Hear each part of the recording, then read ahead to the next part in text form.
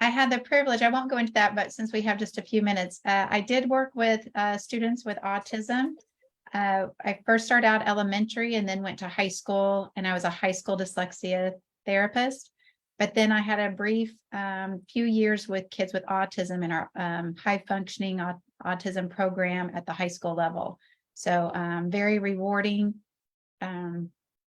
learning how most of those students interpret the world, and for me to change my style of approaching them so that they were successful. It was one of the best teaching experiences I think I had, was working with kids with autism. Thank you for putting that in the chat. Love it. We've got one that is here as a parent and a professional. We love that, where you can use the information you'll learn today in both capacities. That's wonderful. Welcome. We are streaming live to Facebook. So if you're joining us on Facebook, welcome. We're so glad to have you here today. We're going to get started in just a moment.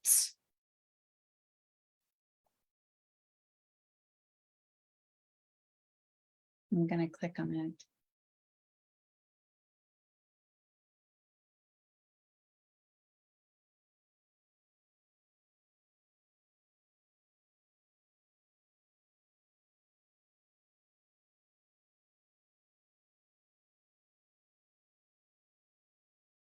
I don't have my chat pulled up because I don't want to lose my screen. Someone did write in there that what they're hoping to get out of today. Are one of you able to read that? Yes. So they said they would like to know how to help their child put more pressure in his grip. His handwriting is really light, and they're hoping to learn some tips so their writing will be darker. Well, it's kind of funny because I don't normally in webinars have props because you're not supposed to, but I couldn't help it. This is my my writing box. So I have some things to show you. I will be able to answer that question for you. That's exciting. That's good. Awesome. All right. Well, I have 12:15, so we're going to get started. I want to give Nancy as much time as possible. So we're going to go ahead and get started. Again, welcome, and thank you all for joining us for our webinar today on partnering to support our struggling writers. We're so happy to have you here. My name is Stephanie McLaughlin. I am the Training and Evaluation Specialist with Partners Resource Network. Partners Resource Network is the nonprofit agency that operates the Texas statewide network of parent training and information centers.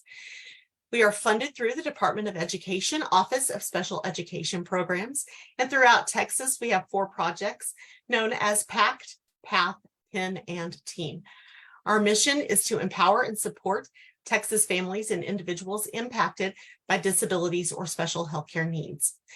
And also joining us today from Partners Resource Network is our Director of Statewide Services, Christina Henning, our Support Specialist, Chelsea Rivas, and our Technology Specialist, Zach Hidalgo. If you're having any technical difficulties, please reach out to Zach in the chat box, and he will help you with any of those. If you're needing a certificate of attendance for today's webinar, you will be receiving an email to thank you for attending the webinar. If you follow the link in that email, you can get your certificate of attendance. We will have some time for question and answer at the very end of today's presentation. So if you're joining us on Zoom, please put your questions in the Q&A box so we can be sure and catch those. And if you're joining us on Facebook, if you put those in the comments, we'll catch those there. We are recording today's webinar, and a recording will be available on our website at prntexas.org and also on our Facebook page. So I want to go ahead and get it turned over to Nancy. Our fantastic speaker for today is Nancy Disterlic Hannagan. Nancy graduated from the University of Oklahoma with a Bachelor of Arts in Early Childhood Development, and from Dallas Baptist University with a Master's of Arts in Teaching Multisensory Instruction. She taught in Keller ISD for 12 years in both elementary and high school as a classroom teacher, a dyslexia therapist, and as a special education teacher for students with autism. Nancy served as a regional dyslexia consultant for over 150 districts in the Dallas area for Region 10 Education Service Center. Her role encompassed training teachers and administrators in current laws and best practices. Nancy is currently the owner of Dyslexia Connects, a teacher training company. She is a certified academic language therapist, licensed dyslexia therapist, and a member of the Academic Language Therapy Association. She enjoys serving districts and students to develop the skills to become independent and confident. She offers a new perspective for teachers working with students with dyslexia. Nancy offers training for teachers and school districts, including innovative solutions and creative strategies that benefit both teachers and students. You can learn more about the services that Nancy offers through Dyslexia Connects, and you can check out their website in the chat box. Nancy, welcome again. I'm going to turn it over to you and let you share your screen. There we go. We'll turn it over to you. Let's hope this transition is smooth. Did it go on? Do y'all see it? Yes, we can see it. Okay, let me get, this is the part that we have to, let's check it out. Okay, are we good? It looks fantastic. Okay, you guys all went away. I don't know why. Usually I have you. Let me check, make sure I've got you back.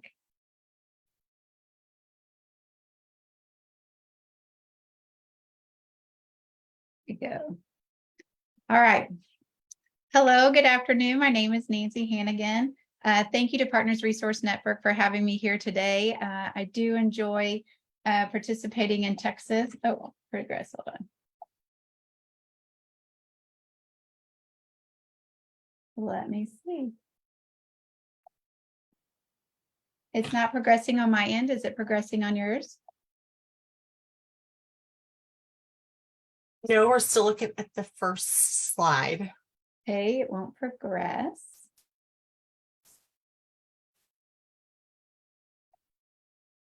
I apologize. Hold on just a second. Let's see. Do you have any suggestions? I don't know why it won't progress now.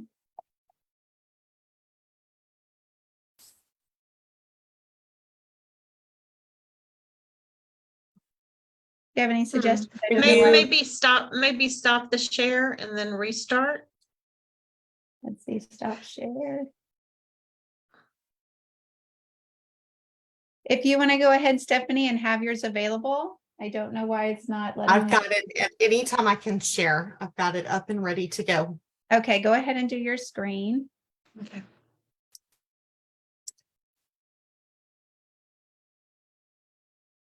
Do you have it up there? Is that right? Yes. Okay, let me get there. My apology for that. We don't know. We tested it before we came. So there you go. Okay, what we're doing today is we're really talking about our parents and what you're going to be observing. And what I do as a teacher is I have parents come to me and they're like, Nancy, my student hates writing, or my student is struggling to write.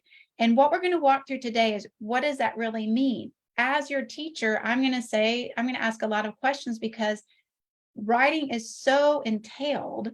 Where is actually the breakdown of what, why your child is not choosing to write, or why they're struggling to write? And so we're going to walk through that today. Some of it is for instruction or things that you can bring back to your teachers, but it really is a parent perspective. So to the next slide for me. Okay, I'm Nancy. Next. And you'd already mentioned that my company is Dyslexia Connects. I am available for trainings throughout the school year. I come in and train teachers on different approaches, writing strategies, dyslexia and dysgraphia. Next session. Next slide. I am speaking with the Bureau of Educational Research on reading. It's a full day training on these dates. The next slide. The next slide is for 6th through 12th grade. So I have those times available that I'm training if you have more additional information you'd like to know on those. Okay. And then these are great resources for you. You'll even see that Partners Resource Network is a part of it. Most of the things that I'm talking about, the information has come from great researchers, great resources, and I want you to know where to find them. Please make sure you take the time. This presentation will be available to check out these other associations and organizations. Next slide.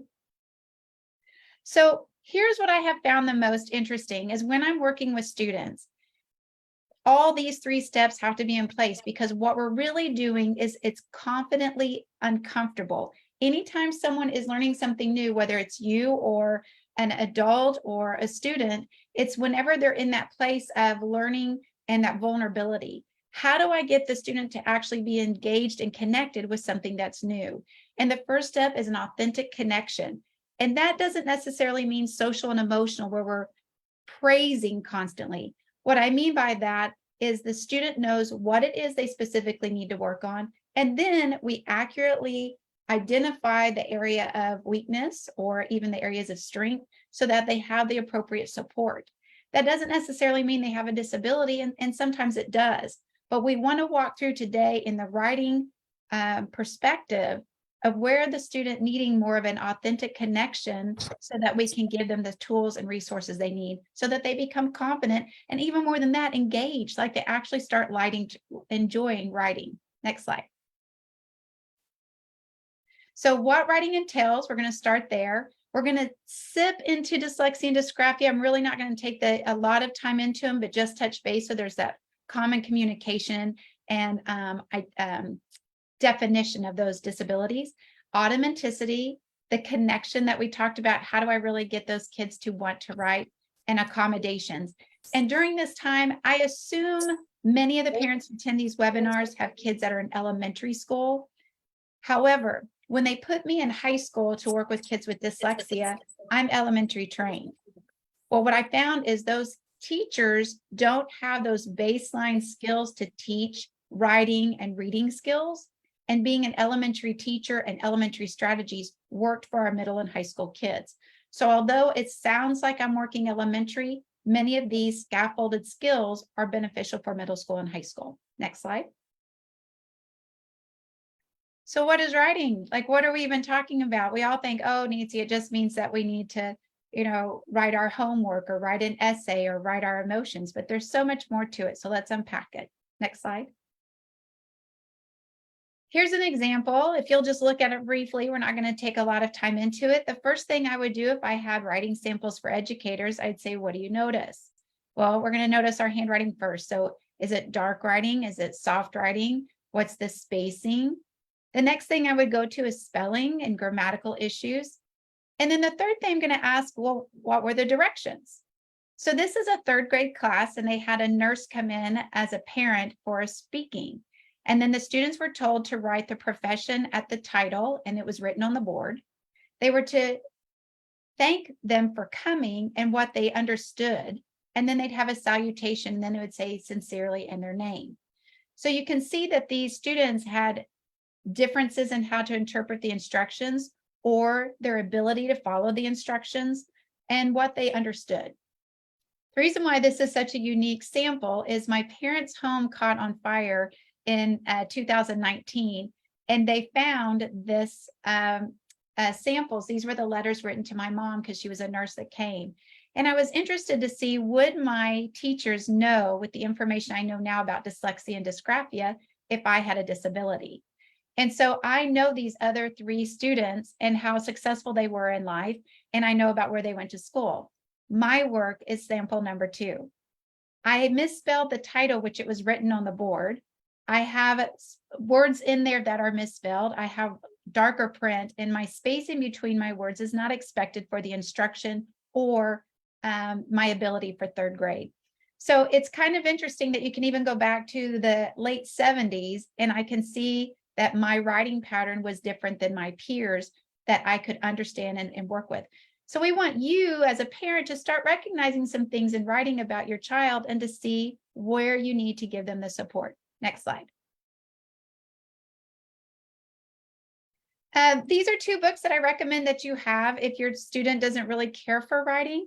The first one is Street Through Time. It is more expensive, so you might want to check it out or just see it. But the reason why I like it is the evolution of language, and it's the evolution of vocabulary and how new things come into our environment. Our vocabulary continues to change. Ox House Stick shows the progression of written language from phonemic, the sound, the letters, into the language that we currently have.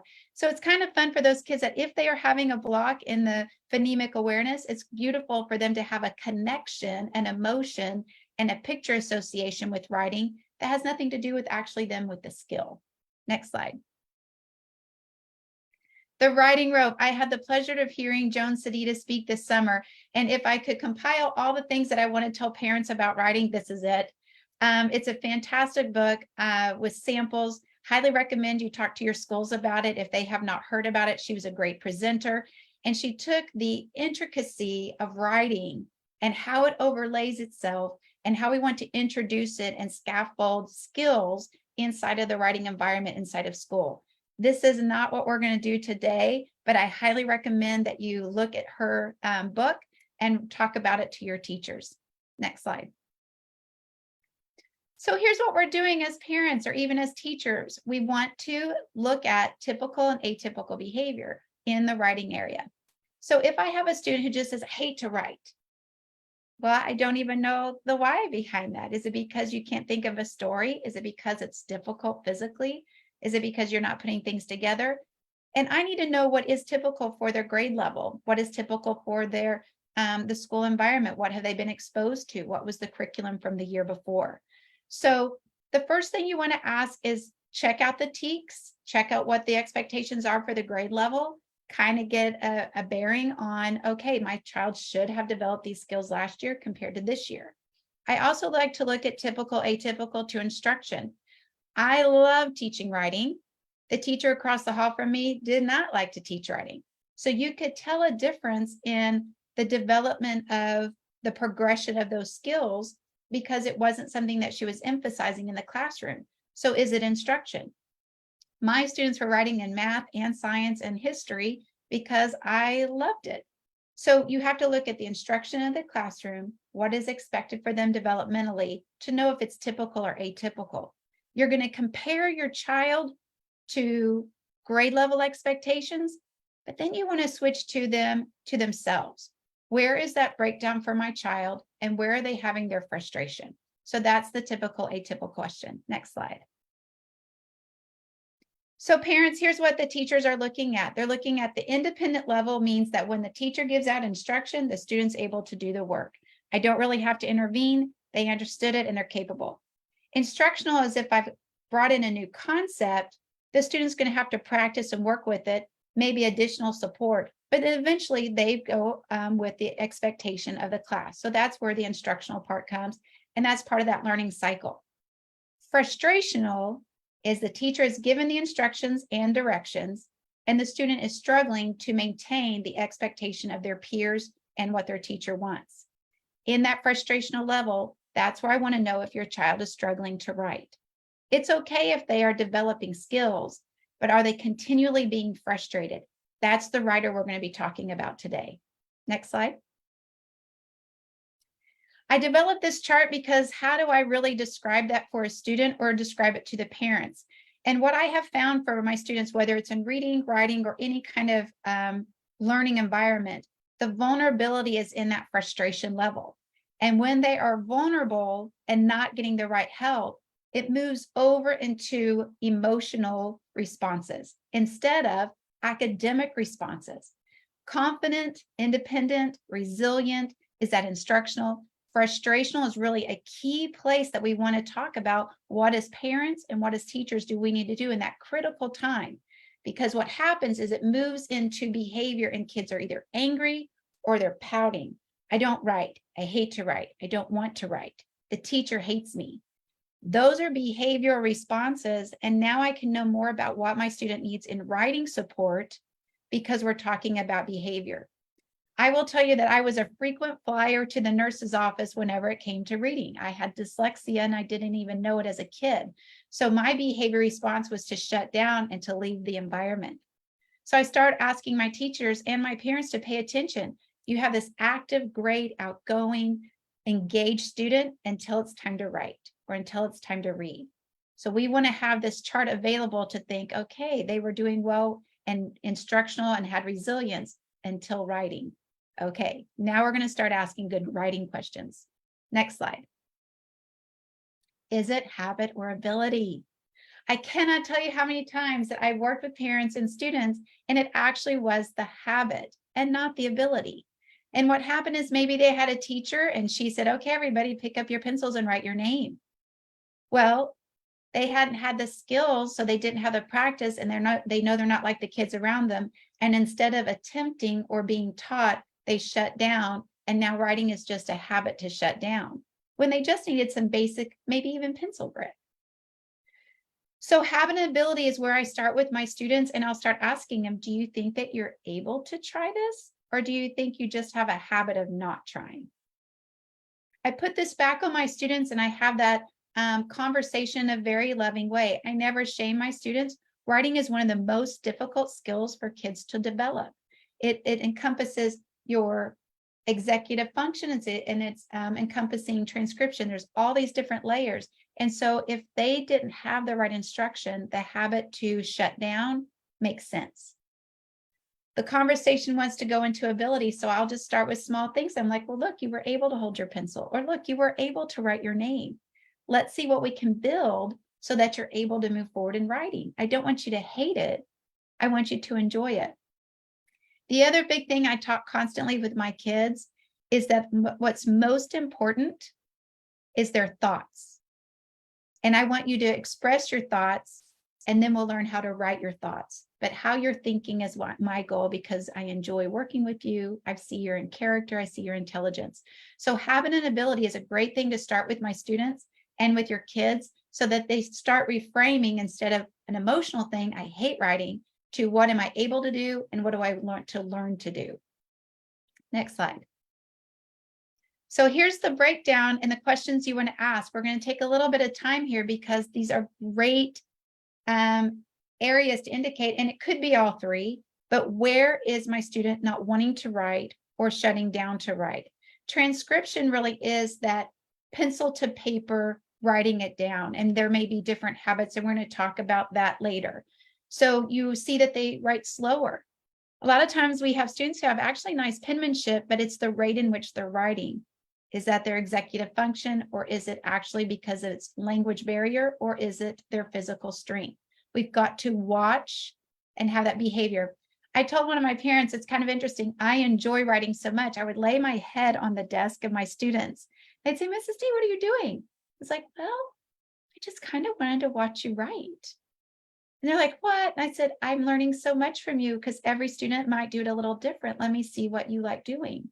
And so it may be as simple as the way they're turning their paper or the amount of pressure. So transcription is just something you want to really pay attention to, so that we see if it's habit or ability, and there's small changes. Language processing is when we're going to really get into dyslexia and dysgraphia and asking, is it the phonemic awareness, phonological awareness? Is it the spelling, the grammar? Are they having trouble with language centers and decoding and encoding? Reading and writing go together. That's not separate skills. They're married to one another. When we have greater reading, we have better writing. And so we want to watch both of those skill development, and we want to incorporate them together. Then executive function. I've got kids who can write and they can spell, but they have a really hard time focusing and how to hone in on a topic and organize how to process it. So I have some skills, if it's just executive function, on how to become a strong writer. One of my, I went blank on that one. So executive functions, a story for later. We really want to watch these kids and see if it's the organizational skills.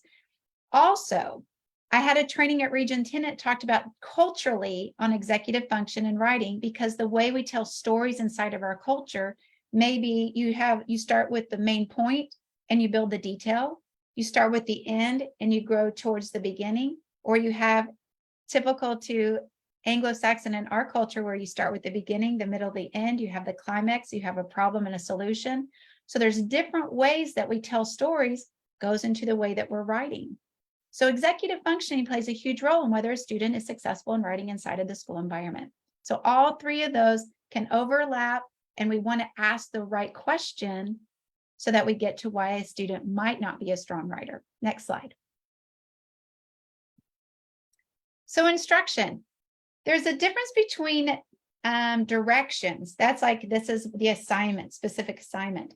Instruction is the classroom environment in which we grow a student from a vulnerable place to a place of confidence, building skills on top of one another. And so the things that I'm going to talk to you today, I cannot take credit for it. Go to the next slide. This is daily 5, and it taught me, I don't subscribe to it completely, but it is the foundation of how my teaching changed. And it went into a scaffolding of goal and strategy terminology.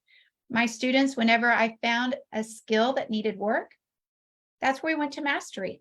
And I just say this week, this is the area that I think that you might want to, if you have a choice. Oh, actually, that's not true. I'd give 2 areas that I'd say I've noticed these 2 things in your writing. Which one would you like to work on this week? Okay, and then I show them several different strategies. Which one would you like to choose? And we're just going to try the one until we find what fits. And I let them know sometimes the strategies, man, that one didn't work for you. Let's find the one that's just right for you. Kind of like the 3 bears. Instead of the kids feeling like they need to come to school and the way I teach is the way they learn. That's not always the case. So I talk to my kids also about hamburgers. Like if you ask a student, where do you like a hamburger? They may say McDonald's versus Wendy's versus Whataburger or Sonic. There's not a hamburger that's better. It's the fact that they each have their own style and way. And this Daily 5 offered an individualized way for kids to master skill, build confidence, change their engagement, and I saw progress in the classroom. So that instruction really is something to look into if that's not the process you're working with right now. Next slide. The other big thing with instruction is we took handwriting, cursive, and print out of our TEKs for many years. And not only what happened with our students, we're seeing in middle school and high school, cursive handwriting is a faster penmanship. And so kids were able to keep up with lectures. Without that penmanship, they're using print and they didn't really just develop typing, or that's not offered. We're seeing a difference in their penmanship and their engagement in the writing process. Also, when we took it out of our curriculum, the teachers weren't being taught how to teach it. So we even have teachers that might not have a love for teaching handwriting. They might not have the practice in place to say, hey, once you start writing, let's improve our actual penmanship, and then let's learn how to edit and have multiple times on one piece of paper to master these skills. Takes a lot of patience. The kids who are inside of an instructional environment where handwriting is just as important as reading, you'll see an improvement in their ability. Next slide. So these are the questions. I kind of talked about them earlier, but I want to give you a list. When I have a parent say their child's struggling to write, this is what I'm going to be asking. If I have a student who says, Mrs. D, I hate writing, I say, oh, I hate that for you. Let's kind of walk through some reasons why you don't like it. So what is the assignment? You need to know if the teacher is just having the kids write in general, or if they were to copy off the board, if they're copying from a book. Is it free thought? What is the actual writing assignment? So that we know we can break it down and say, oh, you do like writing, you don't like it when it's free form. Or you do like writing by yourself, you don't like copying from the board. See, it's interesting. Those are different skills. And so I'm breaking down, where is writing difficult? What is developmentally appropriate for the expectation? I talked about that earlier. You need to know what grade level expectation, what is the TEKS expecting, and what's in their development. I already kind of talked about the directions. Did the teacher just instruct the skill? Did she instruct what to do in the assignment, or did she actually teach skill? And a lot of times our teachers are not teaching them, hey, whenever you come to this writing and you're copying from the board, you can come closer. You can look at a partner. I can have a note on your paper. Don't just say copy from the board. Watch your kids who are writing and see where their frustration or breakdown. If they're having a behavior issue during that writing off the board, I, as the teacher, need to adjust the way they're writing from the board. Would you like to move closer? Or would you like it if I had a piece of paper on your desk and you copy from there? If I'm able to make those small changes and I no longer have behavior as an issue, the writing has been remediated and I know more information on what they need, then I can adjust, because I want them to learn how to write from the board. But now I adjust skills and expectations, scaffold and mastery. Now I have a strong writer. How are the skills instructed? We've kind of gone over that.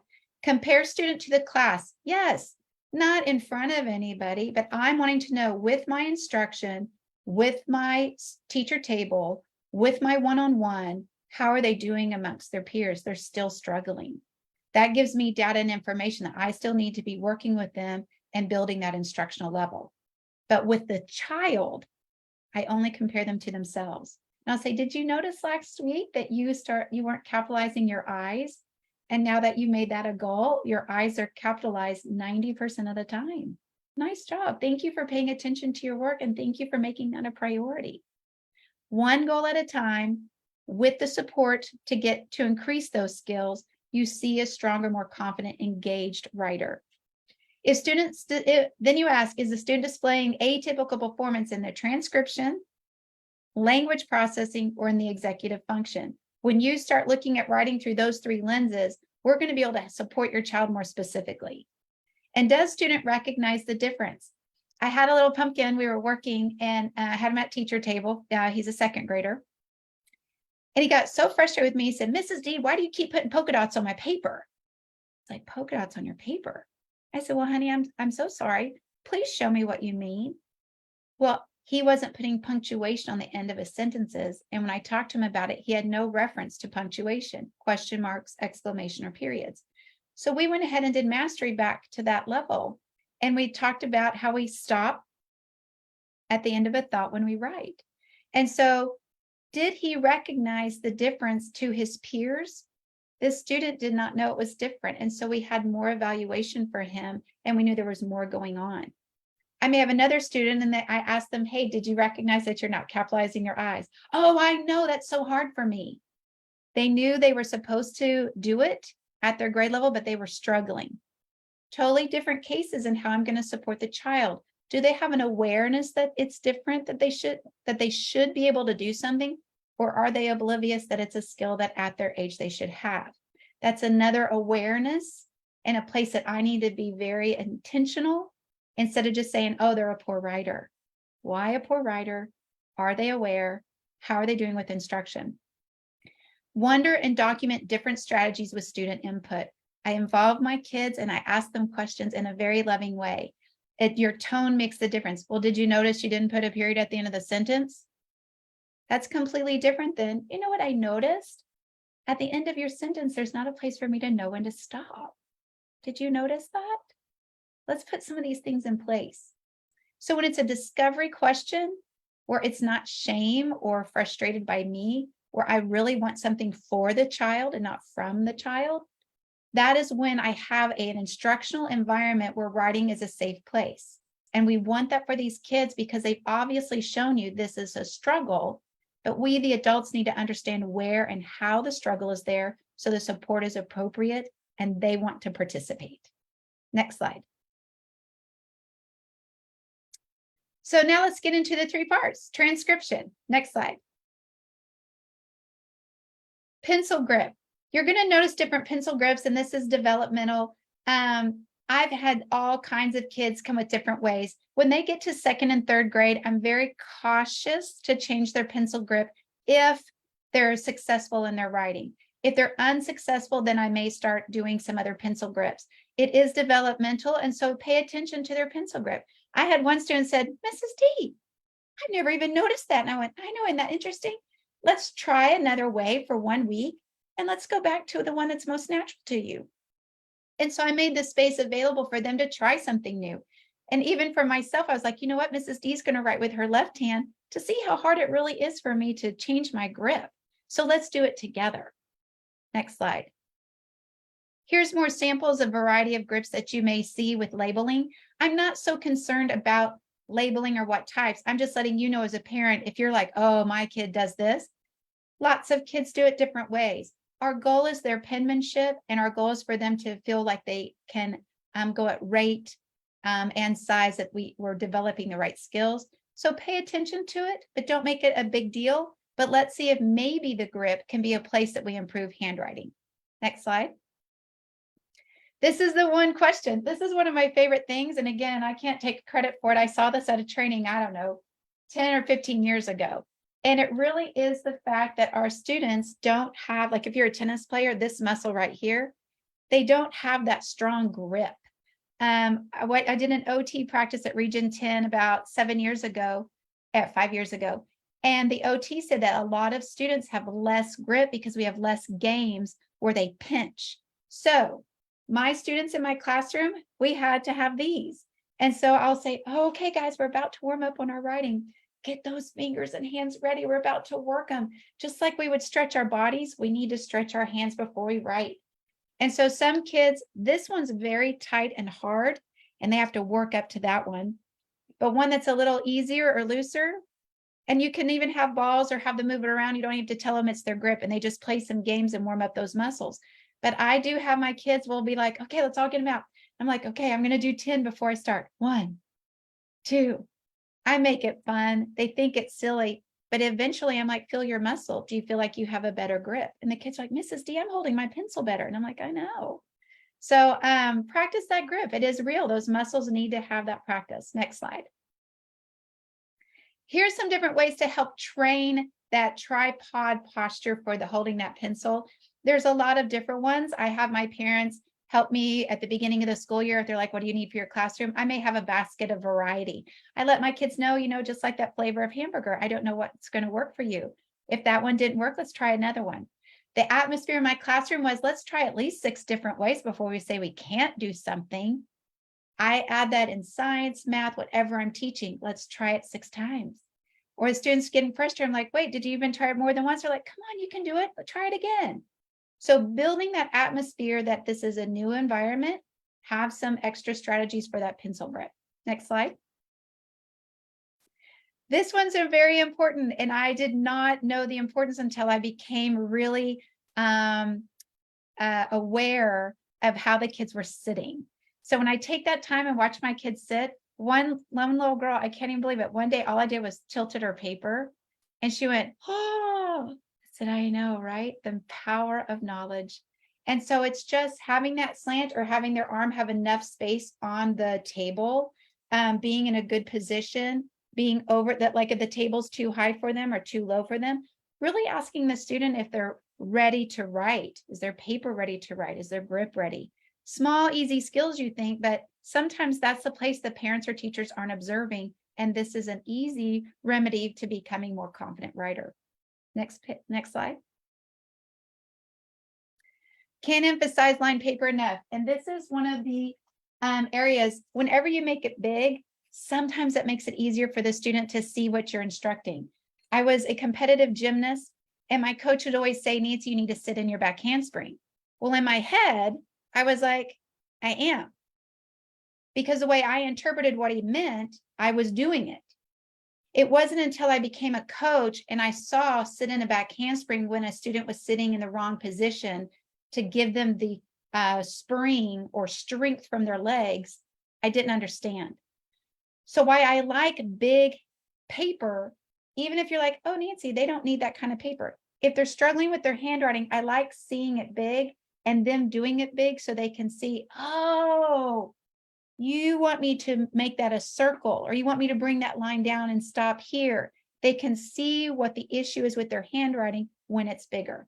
And sometimes I use it not for them to write, but for me to show an example. This is what I mean when my hand goes all the way from the top to the bottom. So utilize bigger paper so the skill makes more sense to them than a smaller print. Next slide. I talked about color on the last slide. Color is beautiful. I give my kids the option.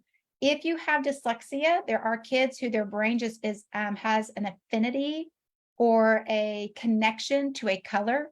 And so I'll ask my students, is there a color that you want me to write with? It's okay to not use pencil when you're teaching. Use a marker. Oh yeah, Mrs. D, use green. They're connecting to it in a different way. I love the paper, so I can, instead of saying going from the top line to the bottom line, I'll say color, start with the green and stop with the red. It's just another layer of instructing the students so that it's not the language barrier, but they're understanding the instructions. So lined paper and using color helps those students connect with visuals instead of just vocabulary while you're instructing handwriting. Next slide. Okay, I love these. And I went online and they have gotten more creative than when I was in the classroom in elementary. The popsicle sticks on your left is what I had, and I had them write their name. But look how creative teachers are getting now that we have Pinterest and teachers teach teachers. Teachers pay teachers. Anything that they want to use, there's ones that have little girls or little boys on there. So whatever you want to use. But those spacers, every one of my students had that in their toolkit. with their erasers, because I said sometimes we need help with our spacing. So if spacing, that spatial reasoning in between the words, they have to be taught how much space between them. And what I do is I just have them check it for a minute, right? Get your thoughts down. I'm not going to be critical while they're getting those thoughts down. And we'll go back and say, do you see any place where we might have been able to stretch the space or close the gap? And I have them check their work. And I'm like, no big deal for this time, but let's start seeing if using the spacer helps you. These are very small ways for them to start feeling good about the way they write. And we do talk about our penmanship reflects like our clothes or how we feel about ourselves. When they start feeling good about their handwriting, they have a little bit more pride in their work. So we want to emphasize these type of skills for them. Okay, the next slide. Okay, this is one of my favorite things to teach in elementary school, The Power of the Eraser. And this is a beautiful book by Hannagan, and talking about how mistakes are meant to be made and they're teaching. And I told my students every time they're erasing, it makes my heart float because that means you're learning something about yourself and about your work. There's nothing wrong with erasing. It means you recognize it or you needed to think it again. So when I'm erasing the board or I'm making a mistake in class, I'm like, oh my gosh, yeah, I'm learning something new. The cool part about erasers with penmanship is we can clean it up. And I said, just like when you ice a cake, then you might go through and you go one more time around and you just clean it up. Or you might go around with a rag and clean the plate. The eraser serves as that last little touch. And so some of my kids, when they dangle below the line, we just go through and clean it up a little bit. Or if they have smudges, and when they see just by erasing that their paper looks neater or more concise or more mature writing, you start seeing them being more engaged. They have a tool, they have a strategy. So these transcription tools and tricks help with their engagement. Next slide. So here's one of the things that I will do with the students is before you write, I have these strips. This is a homework assignment. The sentence is generally something that they have already said in front of me or we've gotten from their homework table. So I put the sentence at the top. It's in a little baggie. They take it home. They practice each evening. The first line, just practice the shape of the letters. The next one, they're practicing the size. The third time, they're looking at their spacing. And the fourth time, can you write that all fast? I have them mindful that those are the components of a good letter writing. When they become intentional and aware, they become more, they develop the skills sooner because they know what they're actually doing. When you just say, be a better writer, improve your handwriting, what does that mean? So this is how we break it down and the kids become skilled at it, and we don't forget speed. Rate is a critical part of writing, and we want to make sure that they practice writing it faster. Next slide. Language processing. All right. I'm going to go really quick through these next few slides, and my apology for that, but that's for another training to go more in depth. Language processing, next slide. This is language. Hearing it, speaking it, decoding means reading it, and encoding means writing it. They all go together. You can't separate writing from these other skills. The stronger your language skills, your reading skills, means stronger writing. So if there's a deficit in these other areas, of course it affects your writing. So we need to look at the whole picture. Next slide. And the reason why I put this on here is because I never really realized that teaching comes natural to me until I was with my own son, who he's like, Mom, why do you think I make good chicken? All you got to do is add spices and cook it. Why can't you do it? And I'm like, because I don't add the right spice or have the right heat or turn it at the right time. I'm not a natural cook. I'm a great baker. I'm not a natural cook. And so when you watch the Great British Baking Show, some of these people, they're not professional bakers, but they are so talented and gifted. It comes natural. So if you have a deficit in language, dyslexia or dysgraphia, it does not come natural. And when it doesn't come natural to you, you don't want to practice it. You want to avoid it. And so if your student is falling in the next few categories of dyslexia or dysgraphia, it makes sense that they don't want to be writers.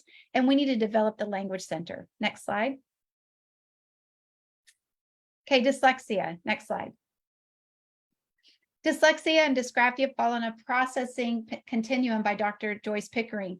And so autism, ADD, ADHD, aphasia, dyslexia, dyscalculia, all of them are processing disabilities. And so if they're intertwined, writing becomes even more frustrating. Next slide. So the definition of dyslexia is it's a neurobiological where we're having a deficit in the phonological awareness. Next slide. Dr. Sally Shaywitz did fMRI imaging. Next slide. And the next slides we're probably going to go pretty quick. Where we see that there's a deficit in the left hemisphere, and it's how we associate sound and symbol. Next slide. With remediation, we're able to develop this hemisphere, but it takes a lot of time and a lot of practice, and early identification is key. If this development isn't there, then we're going to see that in reading and also in some of our writing. Next slide.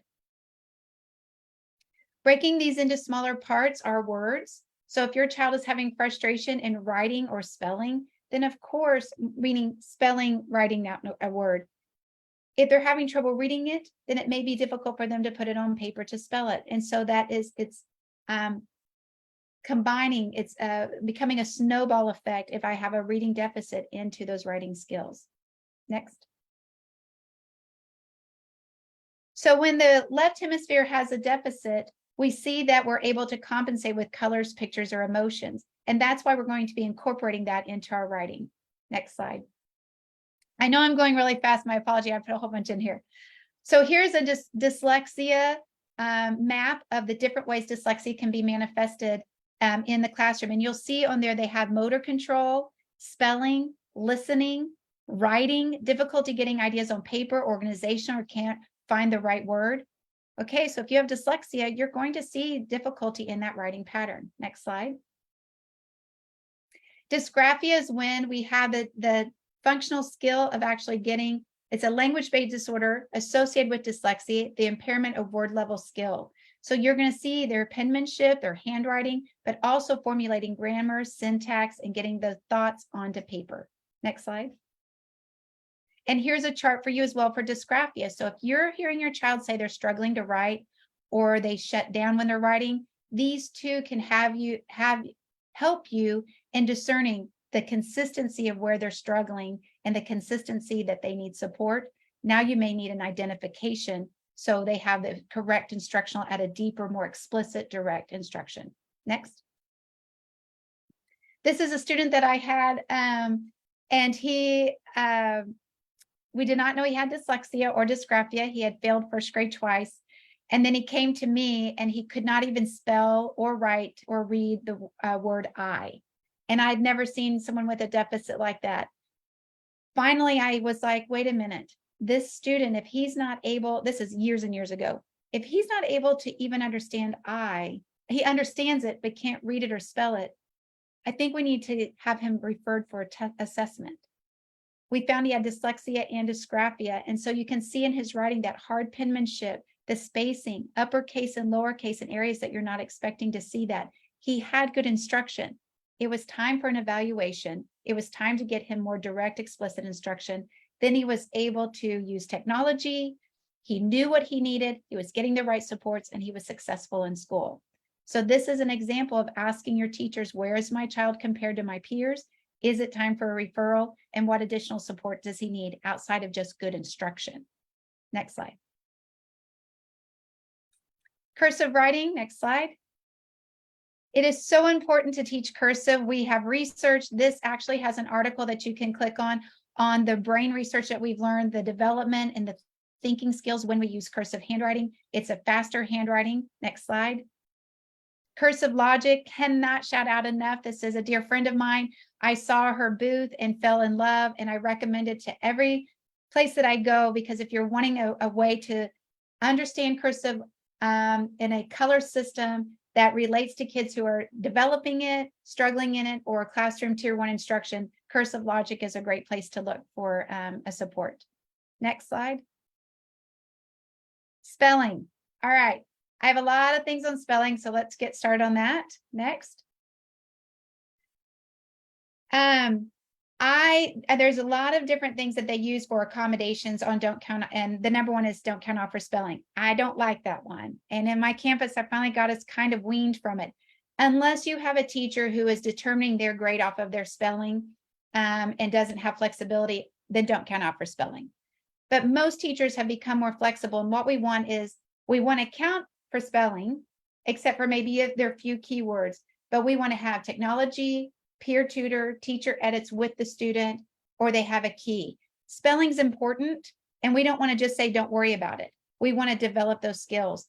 Yes, they may need the extra time or a word bank. Make sure you've got those embedded so that we emphasize the importance of spelling and not just dismiss it. Next.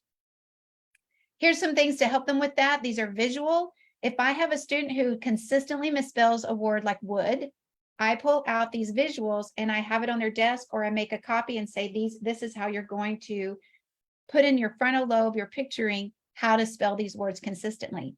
Never shame. Mrs. D has trouble with your and your, there and there, our and our.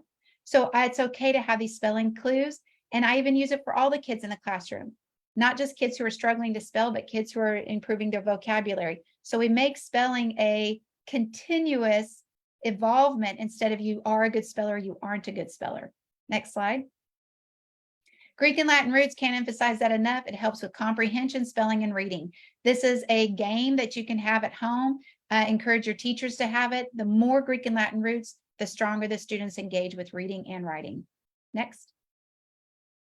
This is my favorite. And I know I use favorite a lot, but this is my #1 favorite thing. If a child is struggling to write, they get this book. And the reason why there's personal thesaurus and their personal dictionary. If you have dyslexia, please don't ask them to go look a word up in the dictionary. It's too many words. They're too close together, and we don't even know how to spell in the first place. So it's really difficult. What I use this book for is if my student has the vocabulary, they're like, Mrs. D, this apple's delicious. But in their writing, they write, the apple tastes good. That means their vocabulary and their writing are disconnected. And I want to showcase to them that their intelligence is intact. They have meaning with these great multisyllabic words. I find it in this book. I ask them what color do they want to highlight it? Green, okay. I highlight the word, put a green sticky note, and I'm like, I don't need all the other words, but the next time you write and delicious comes to your mind, go ahead and use your book. These words can then be on a word list that can be a part of STAR. So instead of saying, don't worry about spelling, encourage spelling, because we give them the tools and the structure that they need. Next slide. I also make sure that they have these two as cheat sheets in their desk, and we talk about these #1 prefixes and suffixes.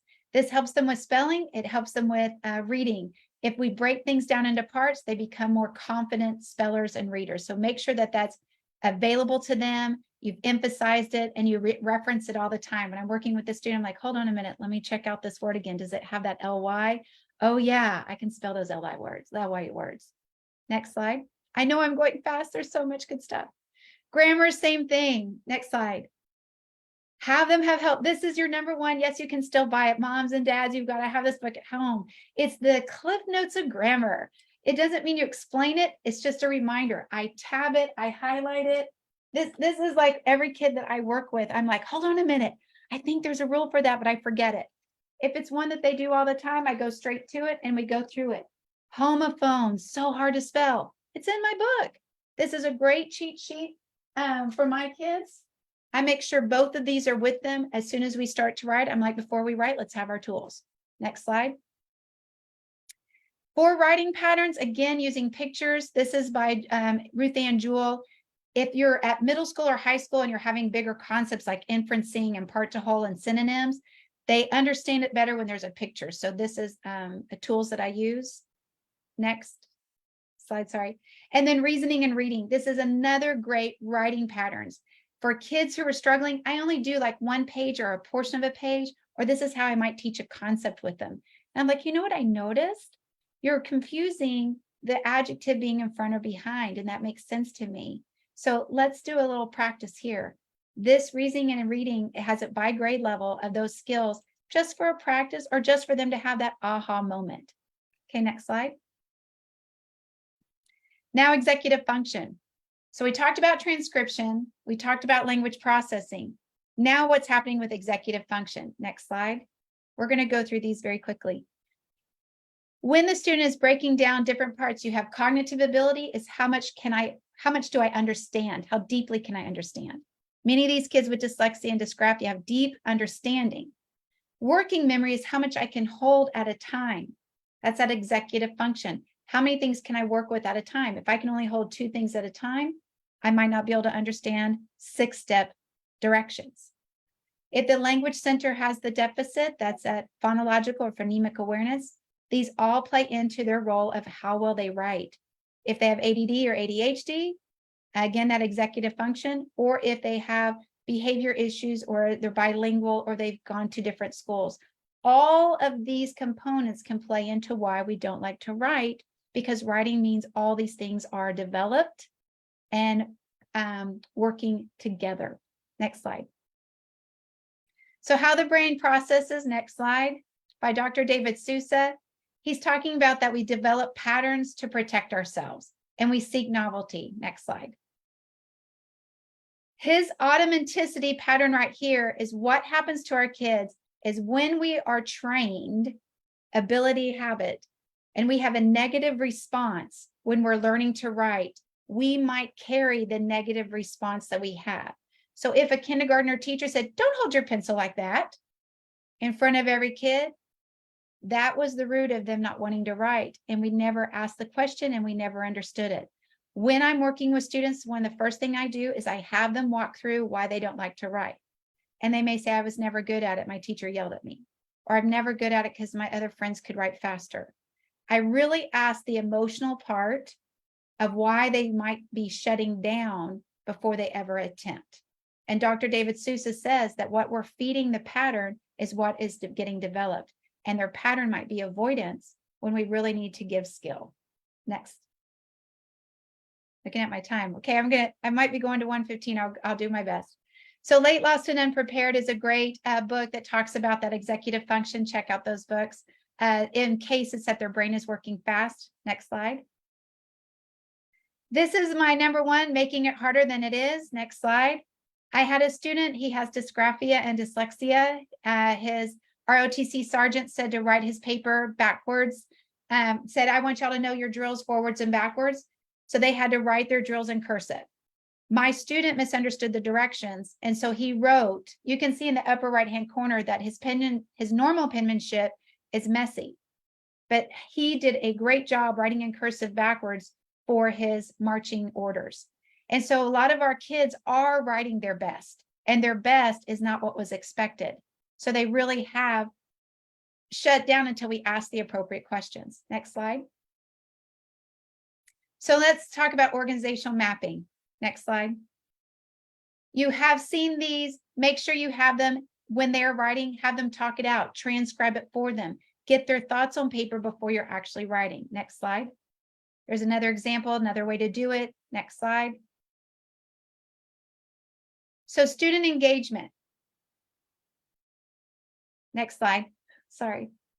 If I have their attitude, this is again the executive function. If I have changed their desire to be working with me, and they can trust that there's no judgment, and they trust that I'm going down to where it really was the thorn in their side, and we can pull that out and replace it. I have a different child who's engaged, and now they're ready to learn something new. Next slide. So for these kids, I'm always asking questions back to them, just like I'm asking to you. So they have the discovery, they have the engagement, and they take the ownership. Next slide.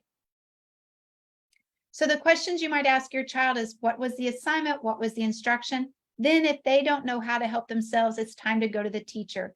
Ask what they intended in the assignment. Ask if they're looking for transcription. Ask them if there's another alternative way to work. Will they allow transcription until the skill is developed for the handwriting so the student doesn't break down on their learning? Next slide. We want to teach part to whole. Students with dyslexia have an idea and they expand it. They have a difficult time breaking it down. Ask these questions when you watch your student write. Do they get so overwhelmed with thinking of what it's supposed to be that they can't even begin? Next slide. I have my kids start with an idea. Next slide. And we talk about where their imagination takes them. And if they just talk about it and not write, they're like, oh, Mrs. D, the dinosaur comes in and blah, blah, blah, blah, blah. And I'm like, that's fantastic. And I'm taking notes. Next slide. Then I do the writing when it comes to the things that are listing, describing, and matching. I will write for them. And so they can see that it's breaking things down into parts that's difficult and not the expansion of their imagination. When they see that the executive function, that their intelligence is intact, It's just the actual skill base. They start being more involved and engaged with me. Okay, next slide. So part to whole activities, we're going to slide through these very quickly. This is a game that teaches part to whole. Next slide. This is another pattern game for part to whole. Next slide. Using these shapes, breaking things into part and whole. You can use this with them. Next slide. And this is animal drawing. I have my students use animal drawing to do parts to whole, and they develop the skills to see that if they say, I can't draw a dinosaur, and I'm like, probably not at first, but you can draw the head, then the arm, then the body, then the tail, then the polka dots. And that's the same process with writing. Let's start with talking. What's your idea? Let me help map it. Let's do a sentence. Look at your paragraph. Did you know you just wrote a story? So I teach my kids how to scaffold skills with an enjoyment, speaking first. I write for them. Next slide. So this is a 5th grader who was struggling to write, had dyslexia, and the teachers just kept telling him to work harder. Next slide. After 7 months seeing him once a week and working with a parent, using erasers and his attitude and his connection, and we talked things through, and I learned he was smart and engaged, we were able to see him improve in his writing skills. I'm not brilliant, but I had a student who had just broken down habits and ability and skills and instruction, and we found the foundation. Does he love writing? I can't say he loves it, but does he procrastinate it? No. Does he know how to tackle it? Yes. Next slide. So use technology as often as you can. Next slide. Have the kids be engaged because they want to speak into the computer. Next slide. There's TEA has a technology integration plan. Please go check it out so you can have that assistance. Next slide. Understood has many apps that you should explore. Good Notes is a great one. Immersive Reader. These are getting your kids engaged because the notes are oral, just in case they're needing additional support. And then we can help with the transcription. Next slide. Speech to text is one of my favorite things, and no, it does not enable students. It gets them involved and engaged. I have them speak into it and then transcribe on their own. Please start using speech to text, and you have to teach it. Don't just put it in front of them, model it. Next slide. There's a tech plan so that you're engaged with your teachers. Next slide. It affects more than handwriting, affects more than just written. It goes into other areas like in math. So next slide. Make sure you check out Matthew Peterson, Teaching Without Words. I always throw that in there because it affects us dyslexia, dysgraphia, or just struggling writers in other areas. Next slide. Accommodations Central has more accommodations for you to explore. Next slide. This presentation is always dedicated to Tynesy Miller. Next slide. Because with her efforts, we have support for kids with learning disabilities, and I'm so grateful to her Texas law. It is impressive across the country, not just in Texas. The next 3 slides you can just click on. I'm Nancy Hannagan. Thank you for coming. I have other presentations available. Thank you. I know that was fast.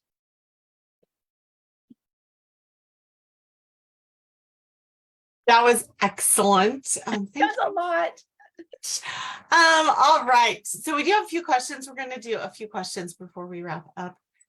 Let me see what we've got. Oh, great question. So this parent asked what resources are helpful for high school students that were identified late. I will tell you, so when I worked up at high school level, one of the first things I did is those questions and asked the students where they were really breaking it down. And many of them, it's their attitude about themselves. They don't feel like they can keep up. And so I got permission from their teachers to transcribe for a little bit. And I wanted them to feel like their knowledge was important and that they were understanding the assignments. Then we started breaking things down into parts.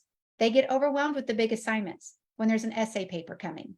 And so I highlight the stages, we map it out, I help them along the way, and then we mold it into where they become more independent. That's when you can't just say, why aren't they doing it? It took like a good year to undo many of the habits of procrastination because they just didn't know where to begin. I also talked to the librarian on some of the books that they can check out if it's the reading as well, and we reduce the amount that they have to gather before they start the writing. So we have someone that asked about writing that's very light and small. How can you help children and adults Use of writing is so light that like scanning things gets missed. They miss filling in bubbles fully on like Scantron, things like that. So anytime that I've identified a specific area with a student, I start with a conversation to see what they're aware of. So I'll say, did you notice on this test that there was a bubble and I couldn't really see where you darkened it in? And when they don't notice, that's different. Or if they did notice and don't know how. So again, it's habitability. After that, I'll say, okay, let's just practice in coloring in. And so I will have them observe, feel, connect to the pressure of the pencil. And again, some of my kids are in a habit like my back handspring. They think they're doing it, but they don't realize that they need to adjust their skill set. So I just take that time and say, and I use the words wonder and notice. And I'll say, well, let me try it. Okay, now you try it.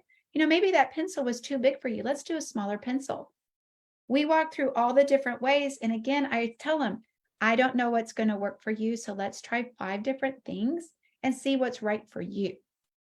And so a lot of times it could just be they didn't realize they weren't doing it. And then give them different samples and practice and say, how's that coming? And it can be, it is the muscle strength. And so they are labored. So they do it at the beginning of the day, but not at the end of the day. It's muscle strength. So now we need to develop it. And I'll say, you know what? Why don't you give your hand a little rest? Because I don't know that you're pressing hard enough right now. Oh, yeah, that's right. So sometimes it's just their awareness and giving them the support of, hey, let's try it again and practice so that they're able to develop the skill, not just be told to have it. All right, we're going to wrap up with one final question. We had multiple people ask about any tips or advice for students that kind of have given up their motivation. So one specifically said they come home from school so exhausted from how hard they've worked that getting them to do anything outside of school, like homework, isn't happening. And another one said that their student has given up and took a 0 instead of having to even attempt to write. So what advice do you have on how you can help with the motivation?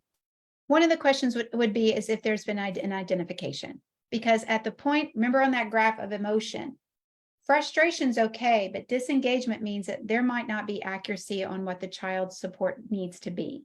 So I would start looking into gathering data in case there needs to be an identification. If there's an identification and they're shutting down, then that means our support is not appropriate for the student at this time. And so one of the things I've done that it's one of my favorite, I talk to the teachers and say, hey, on the next assignments, is there any way on Friday night or Thursday I can meet with you or let's communicate until my child develops engagement, that over the weekend we have time to work on some of our writing assignments together. And again, when a child is completely shut down, I have permission from the teachers that I'm going to transcribe for a bit. And the way I look at it is if you're in a hospital, there's physical therapy, but there's also ICU. And if I have a student who's completely not wanting to write at all, we're in ICU. So I'm going to offer more of writing for them or reading for them until I get them breathing again, confident again, and then we go work on skills to where they're independent.